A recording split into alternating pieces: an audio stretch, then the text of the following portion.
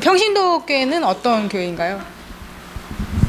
평신도교회는 한마디로 성직자와 평신도의 구분이 없는 그런 교회입니다.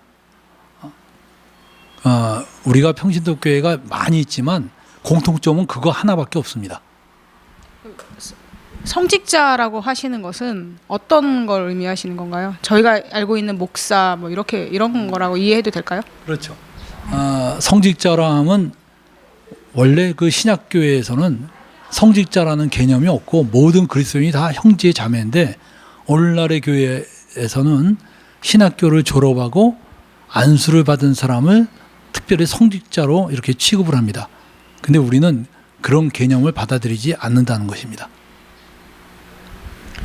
그러면은 지금 일반 교회의 그 뭐 교리라고 뭐 교파라고 해야 되나요? 그런 거랑 좀 다른 건가요? 예, 평신도교회는 교파가 아닙니다. 실제로 평신도교회가 제법 많이 생기고 있는데, 평신도교회 중에는 굉장히 하나님께 충성된 그런 교회도 있고 또 이단도 있고 그렇습니다. 평신도교회는 어떤 교리적으로 하나가 된 교회가 아니고 단지 평신도와 성직자의 구분을 두지 않는 그런 특징을 가진 교회를 통칭해서 그냥 그렇게 부른 겁니다. 그럼 그래서 이름이 평신도교회인가요? 원래 평신도라는 말 자체가 비성경적이고 평신도교회라는 말이 별로 마땅하지 않은 말입니다. 그런데 일반 성직자와 평신도의 구분이 있는 교회에서는 그 성직자가 아닌 사람들 다 평신도라고 부르니까 우리가 그냥 쉬운 개념으로 받아들인 것과 같습니다. 마치 그 칼빈이 칼빈이 아니죠. 개신교가 그 캐톨릭으로부터 프로테스탄트라는 말을 들었거든요. 근데 그 프로테스탄트라는 말이 한거하다라는 의미를 갖고 있어요.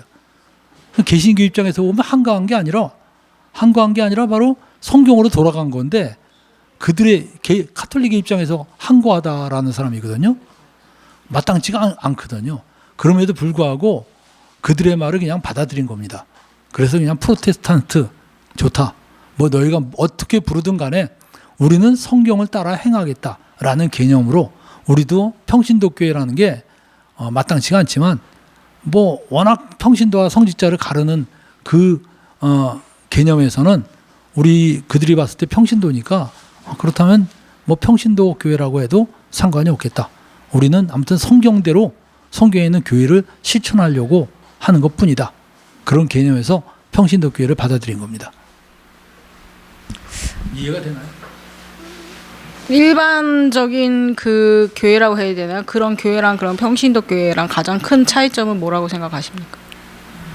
그러니까 일반 교회에서 그 목사님은 성직자로 보고 일반 성도들을 그냥 평신도로 보는 그런 개념에 대해서 우리는 받아들이지 않고 목사나 그냥 일반 성도나 똑같이 다 그리스도 안에서 한 형제 자매다, 그런 개념으로 받아들인다는 거죠.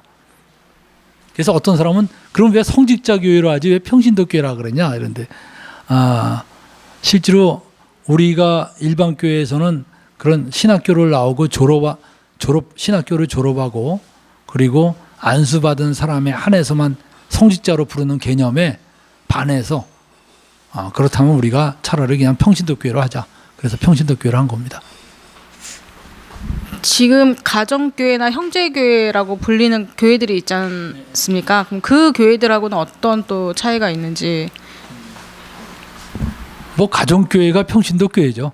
근데 이제 가정교회는 가정 단위로 모이는 그 가정집이나 이런 데서 모이는데, 우리는 이런 뭐 그런 개념을 탈피해서 뭐 예배당도 가질 수 있고 들판에서도 모일 수 있고 카페에서도 모일 수 있고 그렇기 때문에 그 가정이라는 말보다 그냥 평신도란 말을 사용한 것뿐입니다. 가정교회가 갖고 있는 그 교회관하고 거의 뭐 거의 비슷하다고 볼 수 있죠. 그리고 형제교회도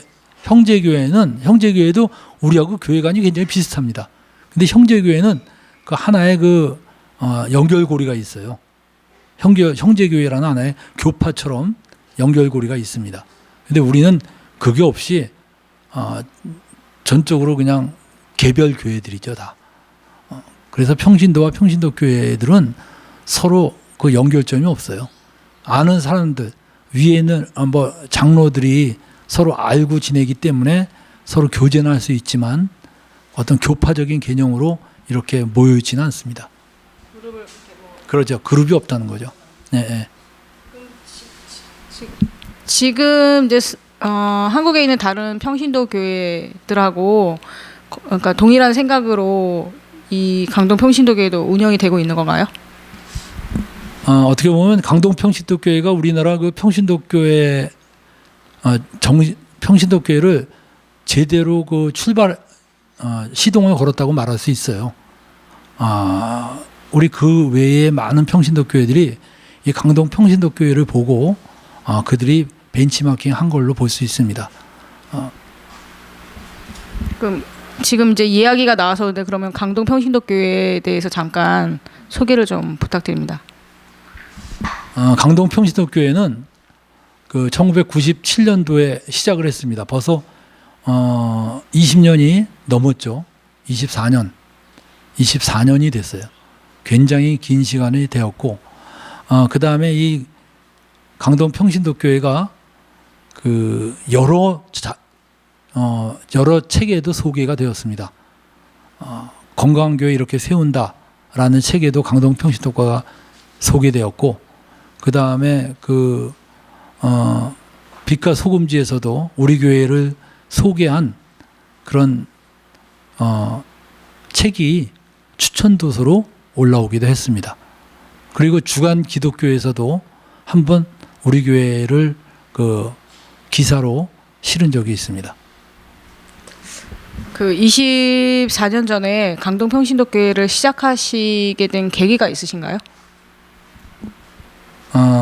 그때 그 하나님의 어떤 인도하심에 따라 제가 교회관을 제대로 깨달으면서 이 성경에서 말하고 있는 그 교회를 한번 실현을 한번 해보자. 그런 개념으로 몇 명이서 뜻이 맞는 사람끼리 모여서 교회를 시작한 겁니다. 그 전에 다른 일반 교회 다니셨던 거예요? 그 전에는 그 전에는 일반 교회로 다녔었죠. 거기서 어떤 계기가 있으셨나요? 그거 뭐 실제로 뭐 다른 내 친구들이 그런 평신도 교회들을 이런 개념으로 교회를 하고 있는 형제들이 있었어요. 있었는데 다만 그들은 이런 평신도 교회라는 단어를 쓰지 않고 그냥 교회라는 이름으로 썼는데 제가 이제 평신도 교회라는 말을 사용하면서 좀 강하게 어필을 한 거죠. 그 지난주에 보니까 어떤 분이 목사교회라는 단어를 쓰시던데요. 그거 평신도교회는 목사를 아주 그러니까 목사님이라는 그걸 뭐라고 그러죠? 목사를 부정하는 교회인가요? 평신도 교회는 목사를 부정하지 않습니다. 여러분들 그 일반적으로 교회가 생기면 그 교회를 돌보는 사람이 필히 있습니다. 그 돌보는 사람이 목사예요, 원래. 목자예요, 목자. 성경에는 목자로 나오죠.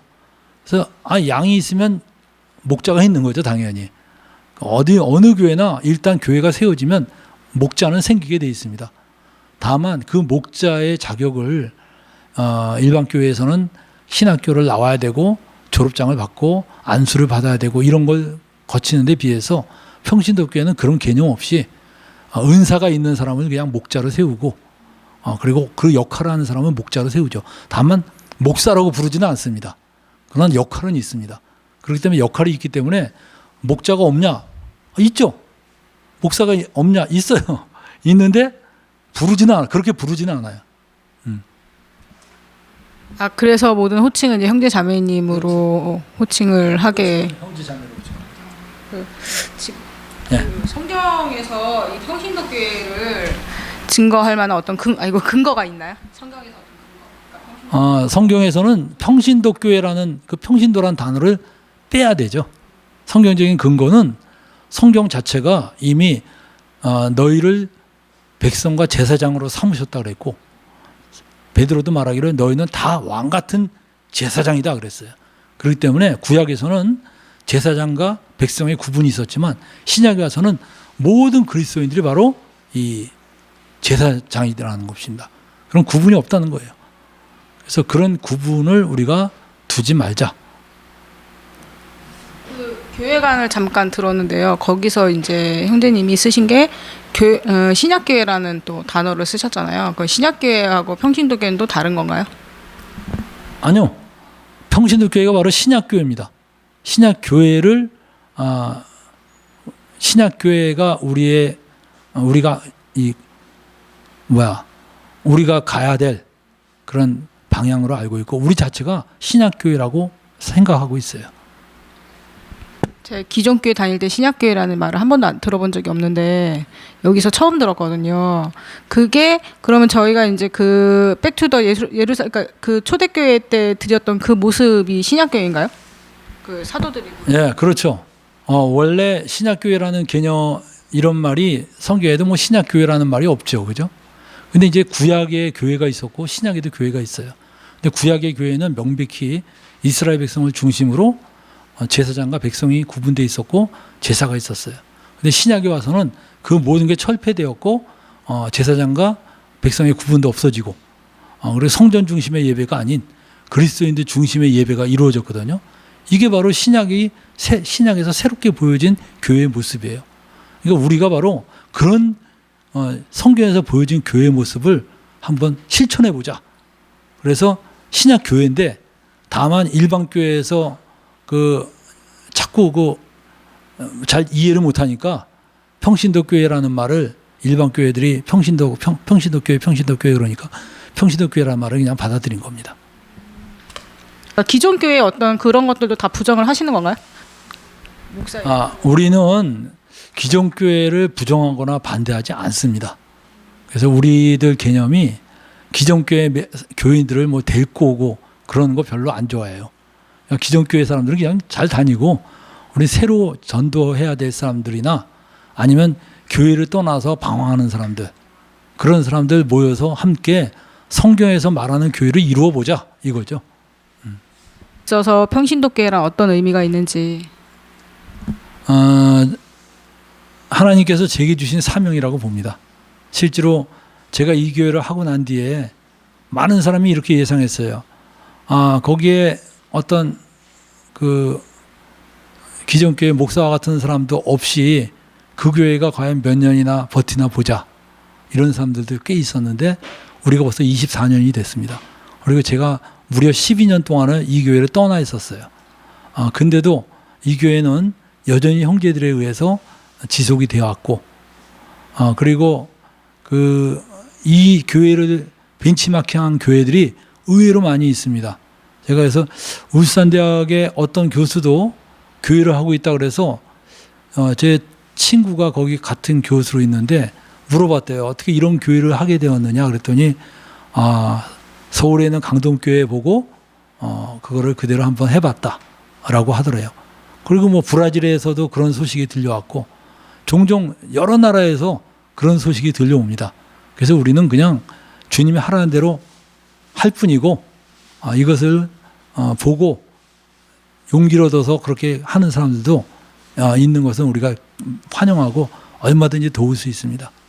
비전이 있다면은 비전은 제가 우리나라에 이러한 교회가 사방으로 많이 생겼으면 좋겠어요. 저는 너무나 이 교회가 좋고 우리 교회 형제자매들이 제가 그 조사를 해보면 만족도가 상당히 높습니다. 그래서 그런 만족도가 높다는 것은 그만큼 교회에 대한 사랑과 애정이 있다는 것인데 우리가 바로 이런 교회가 사방으로 퍼져나가야 되지 않을까 이렇게 생각합니다. 네, 감사합니다.